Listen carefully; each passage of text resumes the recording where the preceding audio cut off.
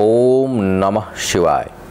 मैं हूं ज्योतिर्विद पंडित दीपक दुबे और उपस्थित हूं आपके साथ इस महीने अर्थात मई महीने का राशिफल लेकर। कैसा रहेगा मई का महीना, करेंगे इसके ऊपर चर्चा।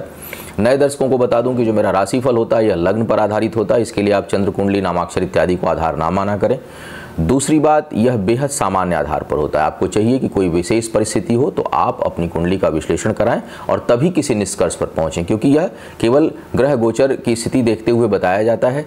आपकी कुंडली में ग्रहों की क्या स्थितियां हैं, क्या दशा, अंतरदशा, प्रत्यंतर दशा चल रही है और उसमें गोचर में ग्रहों की क्या स्थितियां, उसके अनुसार ही आपको परिणाम प्राप्त होगा।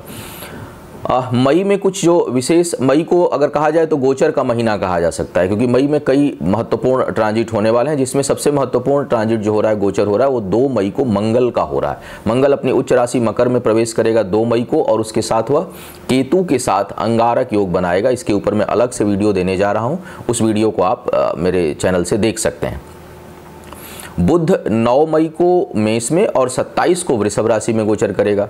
14 मई को शुक्र वृषभ से मिथुन में जाएगा और सूर्य जो है वो 15 मई को वृषभ राशि में प्रवेश करेगा। तो ये जो है वो इस महीने के प्रमुख गोचर हैं जो होने वाले हैं। इन सभी का प्रभाव पड़ेगा आपको। 15 मई को शनि महाराज का जन्मोत्सव है, जन्मदिन है और 15 तारीख को अमावस्या पड़ रही है। तो जो लोग शनि के लिए तैलाभिषेक करना चाहते हैं, शनि देव के लिए तैलाभिषेक हमारे यहाँ से कराना चाहते हो, हमारी साइट के माध्यम से उसे astrotips.in के माध्यम से उसे बुक करा सकते हैं।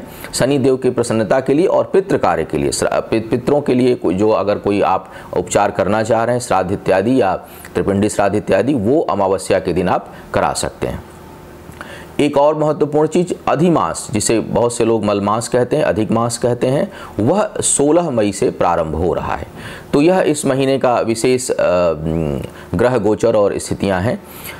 आइए अब बात करते हैं एक एक करके आपके राशियों की। सिंह वालों की बात करते हैं। आपके लिए यदि देखा जाए तो सबसे पहले कैरियर और फाइनेंस की बात कर लेते हैं। कैरियर फाइनेंस के दृष्टिकोण से यह महीना बहुत ही अच्छा रिजल्ट देने वाला है। कोई खराब ग्रह की दशा अंतरदशा ना चल रही हो तो ये पहले ही बता दूं। अन्यथा गोचर में जो ग्रहों की स्थितियां वो बहुत सपोर्टिव है। आय में बहुत अच्छी वृद्धि होने का योग बन रहा है। पद, प्रतिष्ठा, प्रमोशन इत्यादि मिलने का योग बन रहा है। स्थान परिवर्तन यदि इस समय होता है तो वो आपके लाभ के लिए होगा। तो फाइनेंस के दृष्टिकोण से यह समय अच्छा है। कुछ अच्छे निर्णय ले पाएंगे आप और आपका जो व्यवहार होगा वो बड़ों की तरह होगा। आपका जो बड़ों का मतलब मेरे बड़े उम्र से नहीं है, बल्कि एक बड़े विचारधारा के व्यक्ति से है। तो आपका जो विचार, आपकी जो विचारधारा होगी उसमें बड़प्पन झलकेगा, उसमें एक बड़े होने का एहसास झलकेगा। अच्छे के दृष्टिकोण से मैं कह रहा हूँ, अहंकार के दृष्टिकोण से नहीं कह रहा हूँ। तो सबको लेकर चलना है, सबके साथ चलना है, इस तरह की भावना आपके अंदर बहुत अधिक होगी। सबका सहयोग हो, इस प्रकार की भावना, और इस भावना का सम्मान मिलेगा। कई बार हम इस तरह की भावना रखते हैं लेकिन उसमें भी हमको लोग अपमानित कर देते हैं। इस प्रकार का योग भी बनता है। लेकिन इस समय आपके लिए ये अच्छी बात है कि आपकी भावना की कद्र होगी, लोग उसको जानेंगे, समझेंगे और आपका कद और अपने कार्यस्थल पर या समाज में और बड़ा होगा। मान प्रतिष्ठा की प्रबल संभावना है। भाग्य इस समय इसको सहयोगी ही कहूंगा, क्योंकि हालांकि भाग्येश मंगल 6ठे भाव में जा रहा है लेकिन वहां से उच्च का होकर वह भाग्य स्थान को देख रहा है, तो दृष्टि जो है वो और अधिक प्रभावित करती है। तो कुल मिलाकर भाग्य इस समय साथ देगी और अच्छी साथ देगी भाग्य आपके लिए। तो और सूर्य की स्थिति भी बहुत अच्छी है, शुक्र की स्थिति बहुत अच्छी है। तो कुल मिलाकर आपके लिए आय के दृष्टिकोण से आयेश बुध जो है वो बैठा हुआ है आपके भाग्य स्थान पर।